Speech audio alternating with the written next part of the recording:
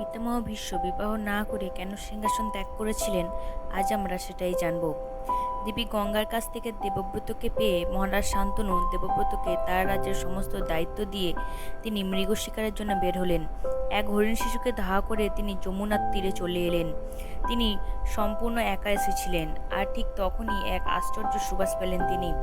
সেই সুবাসের সন্ধানের জন্য বেশ কিছুটা এগিয়ে গেলেন মহারাজ শান্তনু, আর সেখানেই যমুনার তীরে এক পরমা সুন্দরী কন্যাকে দেখতে পেলেন। ওই আশ্চর্য সুবাস ওই কন্যার দেহ থেকেই আসছিল।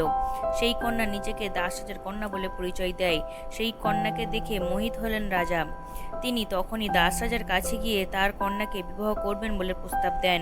কিন্তু দাসরাজা সত্যবতীর দাসরাজার কন্যাকে বিবাহ করার জন্য কিছু শর্ত দেয়।